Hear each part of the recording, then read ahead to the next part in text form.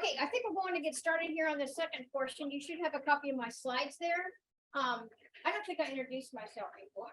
My name is Sandra Wick. I am the crop production agent here at the Post Rock District. I do know most of you, but maybe some of you don't know me as well, but I've been here way too long, probably people will say. But anyway, going on, I think 34 years. So I started when I was 12, right? Absolutely. Yeah. Anyway, so Post Rock District covers 5 counties, if you weren't aware of that. So it's not only Lincoln County, but it's Mitchell, Jewell, Smith, and Osborne County. So we're the largest district in the state of Kansas, but there are some others that have 4 as well. It goes from 2 to 5 counties in the districts across Kansas. So that's just kind of give you an idea. What I'm going to cover is just kind of your basics of soil testing. Fred mentioned some of the points that I will be covering, and I've got all my little toys up here, and some of you probably have your toys too that you use on soil testing. Let me just ask you this. How many have tested at least in the last 3 years? Raise your hand. Yeah, don't be bashful. Raise your hand. Okay. 2 years. Every year you test. Okay. Okay. Well, that's good to know because you're spending a lot of money out there. So it's good that we know what's out there. But there's certain ways that maybe, soil testing isn't perfect. I'm just going to say that right off the top, but it certainly is better than not testing at all. And it depends on how you test and when you test, if we're going to get some accurate things. Okay. So we're going to move through this rather quickly because it's just hopefully a review for you guys as well. So why you sample? Well, we kind of covered that to determine pretty much how much is out there because, I give lots of programs to kids in grade school and things, and, they're smarter than you guys think. And you need to give them more credit. I said, is fertilizer free? And they all say, no. And I said, does it cost a lot of money? They kind of say maybe, and I said, well, now it's costing a lot of money out there. So, and then I asked them, how do they know how much is out there? Well, you get a whole bunch of answers from kids, but some of them will say, sample the soil. So some of them do, know that, and they're probably learning it from you guys out there on what you guys do. So how much fertilizer to apply, and then what's out there. Okay, so that's the 2 most important things on why you would sample. Why soil sampling and testing? Here's some other things. Identify your fertilizer trends, the long-term things. Fred talked a lot about, and Lucas talked a lot about a 60-year study.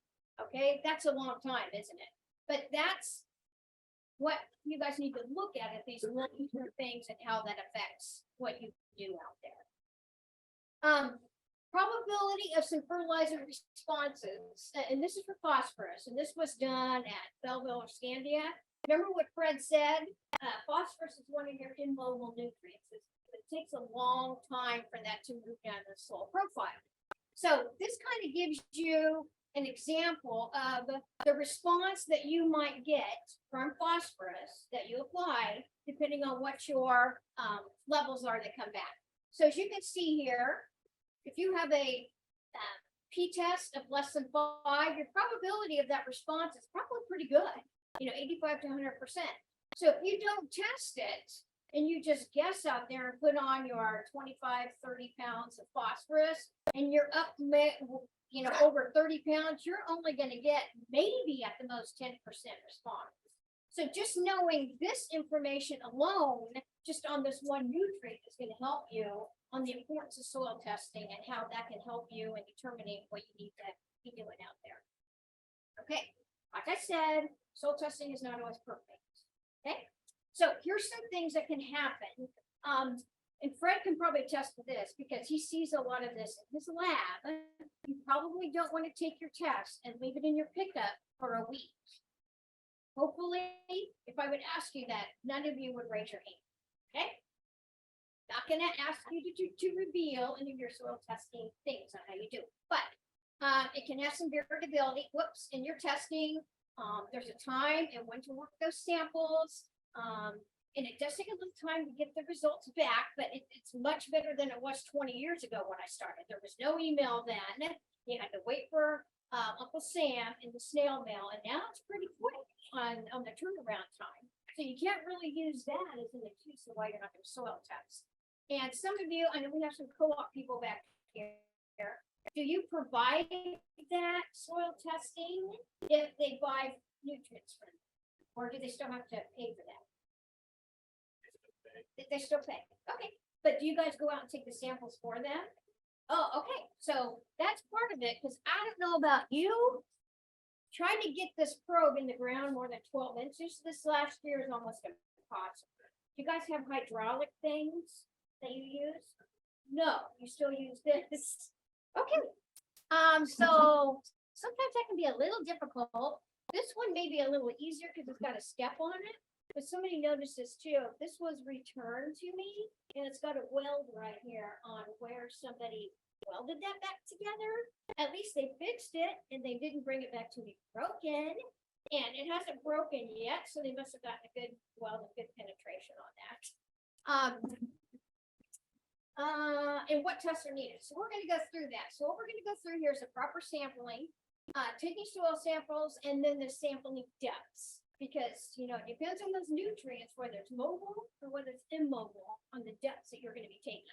And so there's still a little bit confusion out there because some farmers come in here and they bring in 8 inches of soil, and they want nitrogen, and they want phosphorus, and they want organic matter. Is that the correct sample depth? That may be all the deeper that they could get.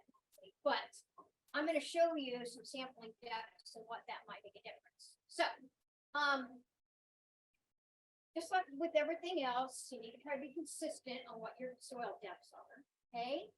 The appropriate number of samples. What I tell people, I don't know about you, I tell people to go out and take at least 15 or 20, so they will get 9 or 10. Is that how you guys work? You tell them 15 or 20, they go, okay, if I would 10 or 11. Okay. If I would tell them 10, they might only take 5. Okay, what you guys do? Okay. Proper care of the collected sample. Like I said, don't leave them in your pickup if you can. If you forget about them, you know, bring them in. And then the attention to these details is what helps you get a more accurate sample or levels better. Okay. All right. So here's my toys that I kind of showed you. You have a probe. And then some buckets, and then I even have my handy dandy little soil bags here from K-State. Okay. Now there's a line down here that says fill to this line, which isn't very much to me. I usually tell the producers that come in and get these is fill it up to the words. Okay. And I don't know if Fred would agree to that, but I think more soil is better. Yeah. Less isn't better in this regard. Because a lot of times, I have producers call me back and they go, oh, I forgot to get this sample, or I forgot to get this test, so can you run it again? K-State's pretty good about keeping their soil samples for about 3 months or 6 months, depending how many samples they get in. So if you only give this much soil, and sometimes different tests take different amounts of soil. So that's why, to be safe, I tell you to fill it at least 3/4 full. So just remember that. But I usually remind people when they come in. Okay. Now I have a different probe here, and we're going to show you that in just a minute here. And this is a video. Have any of you borrowed? Let me put this down here. Have any of you borrowed this kind of cool little thing here from our office in Lincoln County? Did you even know we had it? Okay. This is called and Fred has some too, because he said that he kind of had one, but people could make these too. I've seen people making them. But this is a special bucket that has a hole in it, and you guys all have 5-gallon buckets, right? I've seen some people make these and then they just get a hole in the bottom of it. But this is a short video to show you how it works. Now, even though this is a 24-inch auger, for as hard as it's gotten, it's probably still going to be hard to get this down 24 inches. You can do it, but when you check this out, and it comes with a drill and about 5 batteries, because it's going to take that much probably to get down using this for how dry it's been. It works really well with the 12-inch bits. Okay. and I'll show you how that works. But this is free. Check it out at the Lincoln office if you want to do that. Okay, so let me show you this little video, but it's pretty simple how it works. Whoops.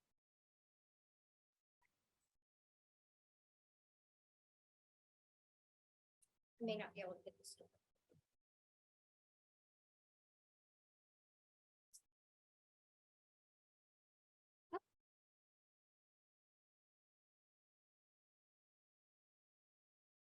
You just take it down, reverse the bit, and it comes back out, and see the soil just goes right in the bucket.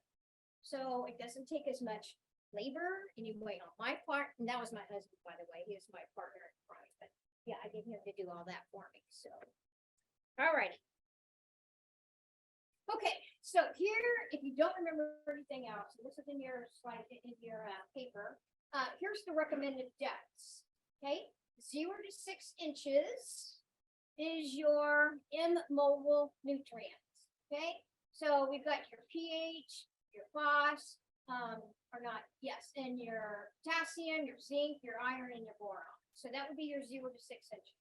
Is that what the co-op pretty much recommends, the 0 to 6 or less than that? Or Fred, is that yours kind of? We use the call, we use 0 to 8, but yeah, the whole consistency thing, change depth, change soil distance. So doing 6 inches, whatever. Okay, okay. Now, I know that Dorivar, VSDS, our soil fertility specialist, he is now, he's on sabbatical, he's down in Paraguay, whatever. He talked about taking 0 to 3 inch depths too. And either you or Fred can talk about that. Is that something that we need to be doing too, or 0 to 6 okay?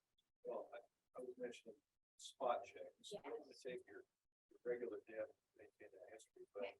that was not every sample, but just here and there spot check and see if that stratification is becoming a lot. So the spot check that just to see if you go, especially if you're strip milling. Right, right. And Fred alluded to the fact pH and 0 to 3 and 3 to 6. Absolutely. And the things that are sensitive that are fixing nitrogen, such as soy, legumes, and alfalfa stuff, that for planting purposes, you want to try to have that pH in a range where that plant's going to be able to get out of the ground with all scattered. Okay. Yes. Our recommendation, if you're doing lining in a no fill situation, our recommendation is based on the 3 inch sample. 3 inch. Okay. Okay. Okay. That would be one of the key cases. Okay, okay, great.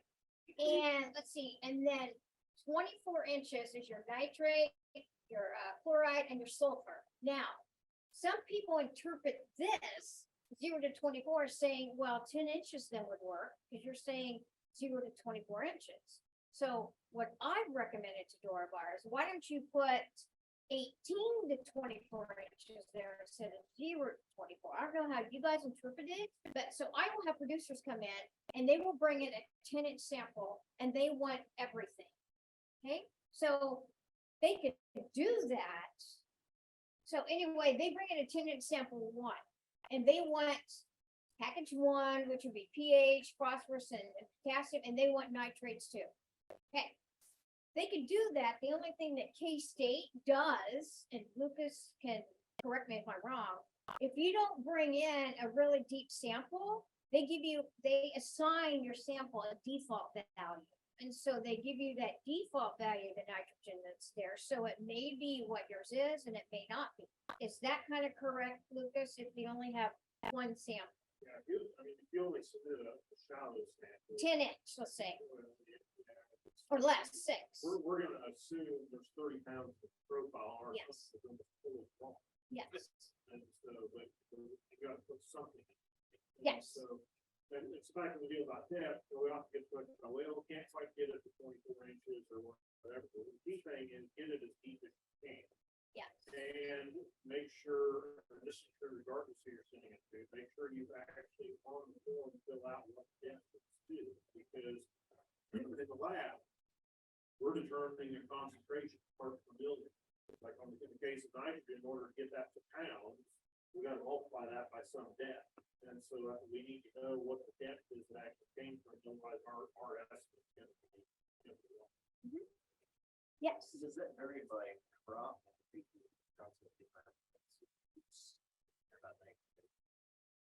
It does depend on the crops, so you need to just, you need to identify. Which For crop? nitrogen, we recommend it. Yes, regardless of the crop. So my, let's say my wheat. But I think these two go down. I mean, what? Yeah, I You mean, know what I'm saying? and I realize people may were get into some better soil. Yeah. Places over here, I would say in general, most people underestimate the depth of the to, you know, like in our deep soil, right, Caribbean was pretty deep. I see, people probably just think roots are probably 2 feet of deep.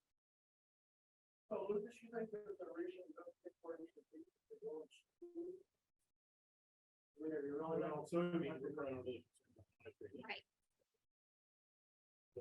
Or the sorghum.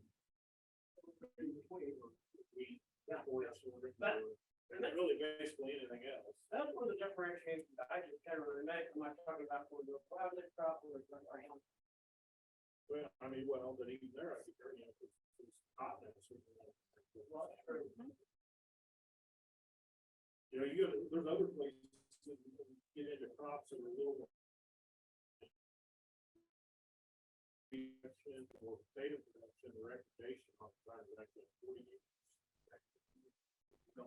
You wouldn't really adjust with the depth of the problem. That's. Consistent. Consistent depth. If you use that, that's. So it's gonna still be the same amount of hours. Okay, so what I recommend producers do is take 2 buckets out. If you want the deeper, if you want the nitrogen, or you want chloride, or you want sulfur, take 2 buckets out. You're gonna go 0 to 6 on 1 bucket. That's gonna be your, either your pH, your phosphorus, your potassium. Then the other bucket, you're gonna go to another hole and you're gonna go as deep as you can go. And that's gonna be your other bucket. And then you can get your nitrate, or if you want sulfur.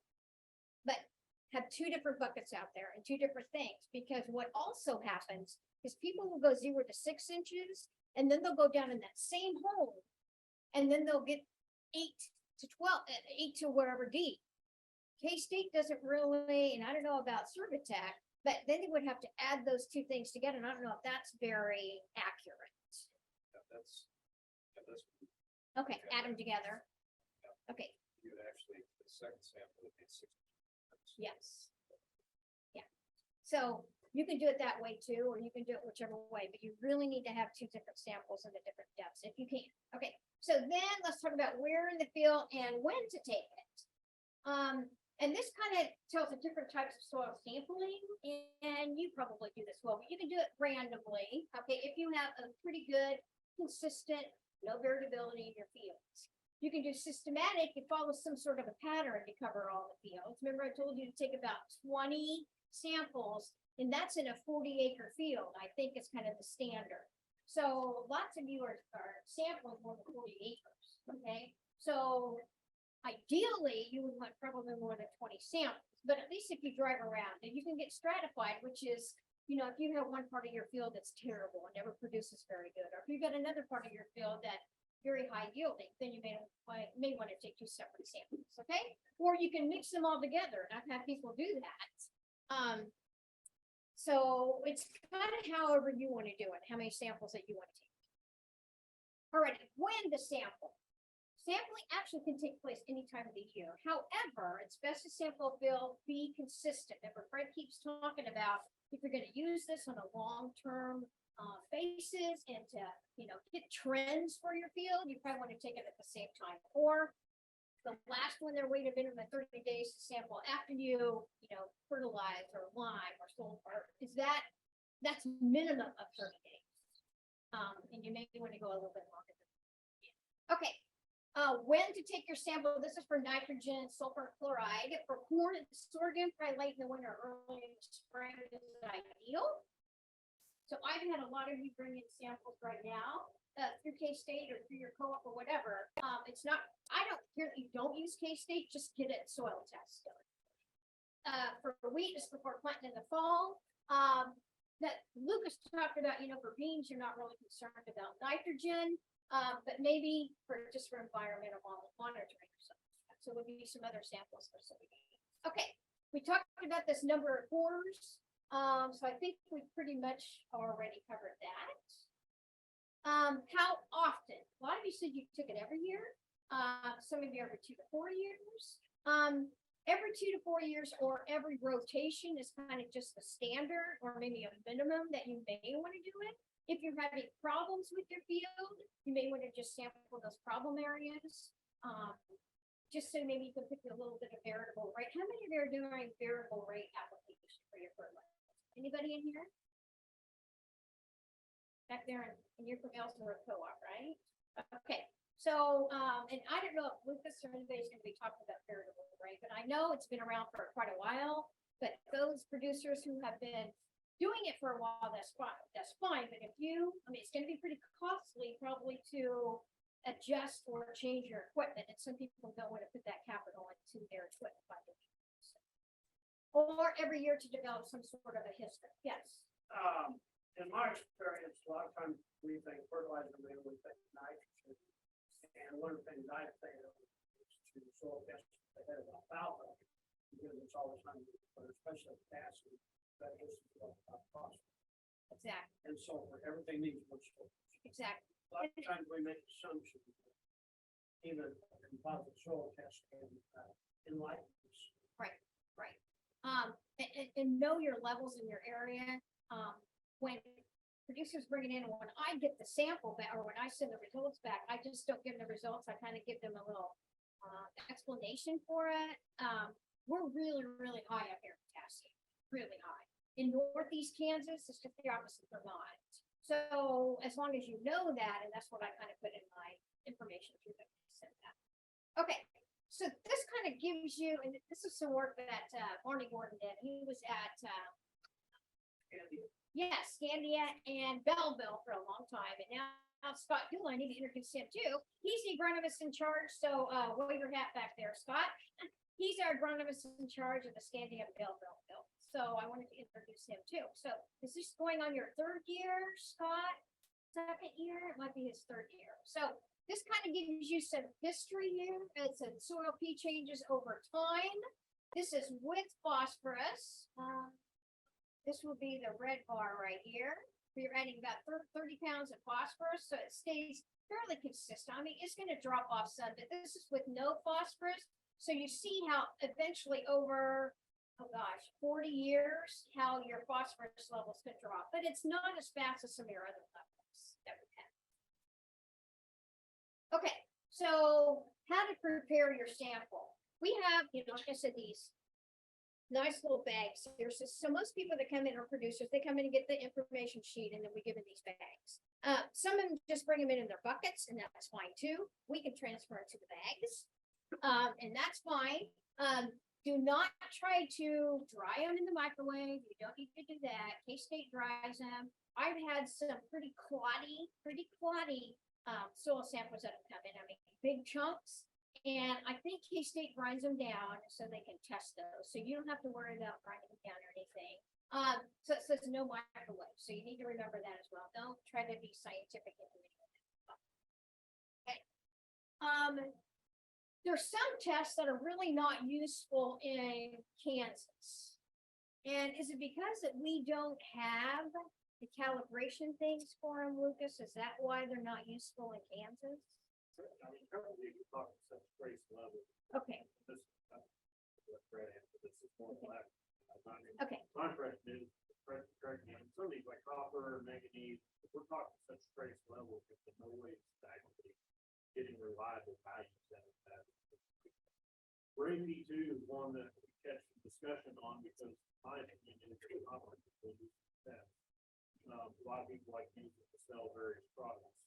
You gotta keep in mind that the grade 2 is calibrated for one thing, and that is to evaluate the application of rock phosphate in Indiana.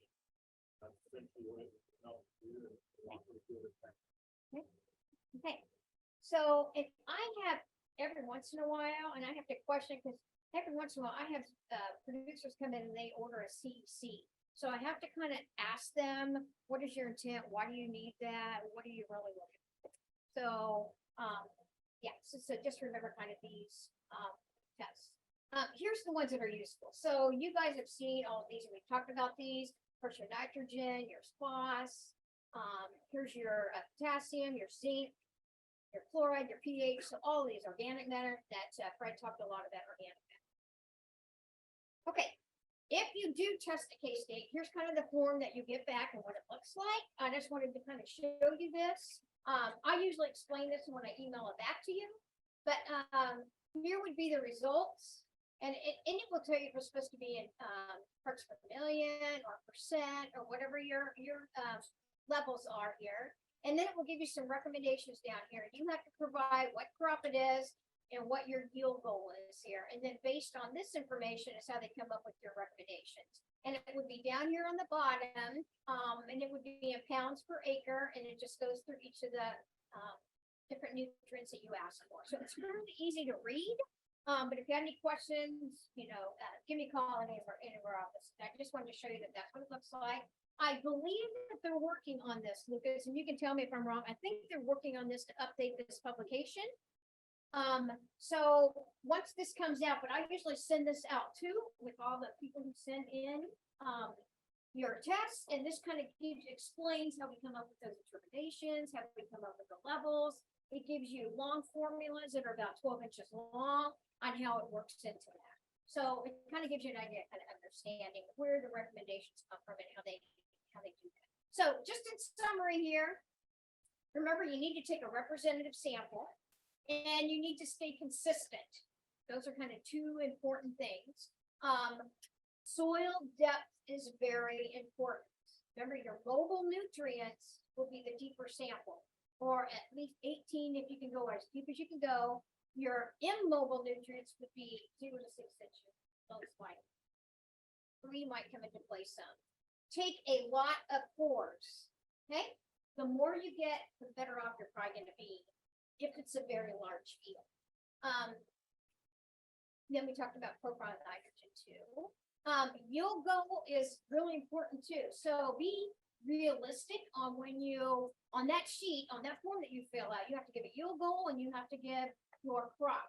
So that's what our recommendations are based on, is the yield goal that you put in there. So be realistic, and you can put 4 different yield goals if you want to, and we'll give you different recommendations for all those yield goals.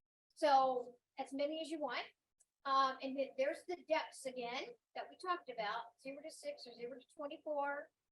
Sampling, how you sample is probably the greatest chance of errors. So just remember these key points. Okay. Any questions? Hopefully it was just basics for you. But all these should be available to check out at any of our offices. So just go to the extension office and check them out.